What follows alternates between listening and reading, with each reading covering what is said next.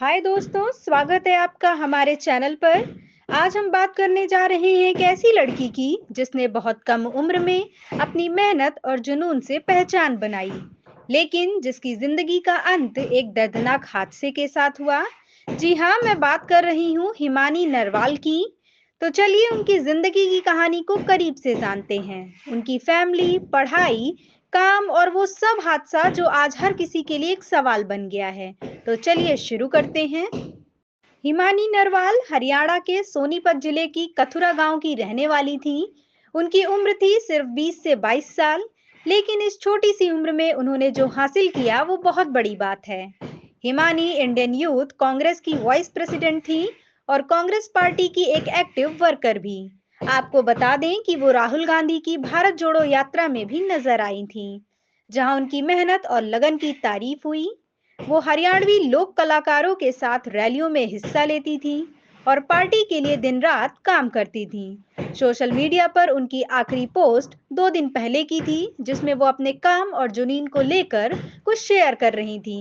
लेकिन किसे पता था कि उनकी जिंदगी इतनी जल्दी खत्म हो जाएगी। अब बात करते हैं हिमानी की फैमिली की।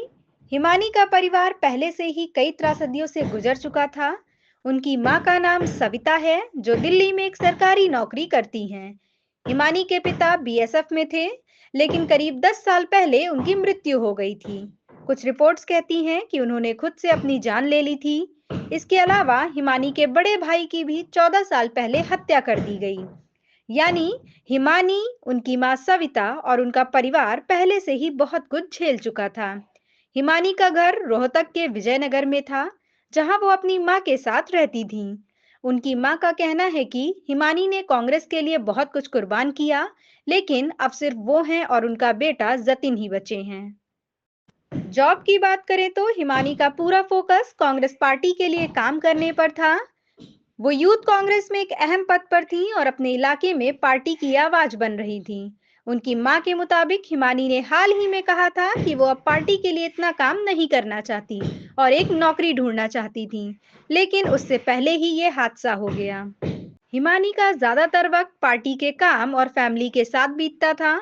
उनकी मां सविता का कहना है कि हिमानी की तरक्की से कुछ लोग जलते थे और हो सकता है उनकी हत्या में कोई करीबी भी शामिल हो, लेकिन ये सिर्फ अंदाजा है। क्या सच है ये तो पुलिस की जांच से ही पता चलेगा। अब बात करते हैं उस हादसे की जिसने सबको हिला कर रख दिया। 28 फरवरी 2025 को रोहतक के सांपला बस स्टैंड के पास एक नीला सूटकेस मिला। जब पुलिस ने उसे खोला तो उसके अंदर हिमानी नारवाल की लाश थी। उनके गले में दुपट्टा लिपटा था, हाथों में मेहंदी लगी थी और नाक से खून बह रहा था। पुलिस का कहना है कि यह मर्डर का मामला है। हिमानी 4 दिन से घर नहीं आई थी और उनकी मां ने आखिरी बार उनसे 27 फरवरी को बात की थी।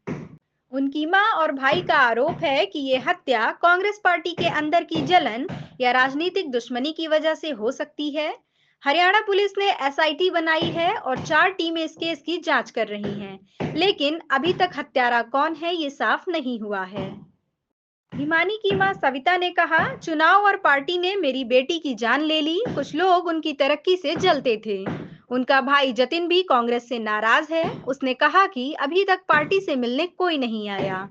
दूसरी तरफ कांग्रेस नेता भूपेंद्र सिंह हुड्डा ने इस हत्या की निंदा की है और हाई लेवल जांच की मांग की है, लेकिन परिवार का गुस्सा ये है कि कांग्रेस ने उन्हें अकेला छोड़ दिया। तो दोस्तों, ये थी हिमानी नारवाल की कहानी। एक मेहनती लड़की जिसने अपने सपनों के लिए सब कुछ किया, लेकिन जिसकी जिंदगी एक रहस्यमयी और दर्दनाक मोड़ पर खत्म हो गई। आप इस हादसे के बारे में क्या सोचते हैं? क्या सच में ये राजनीतिक साजिश थी या कुछ और? नीचे कमेंट बॉक्स में जरूर बताएं।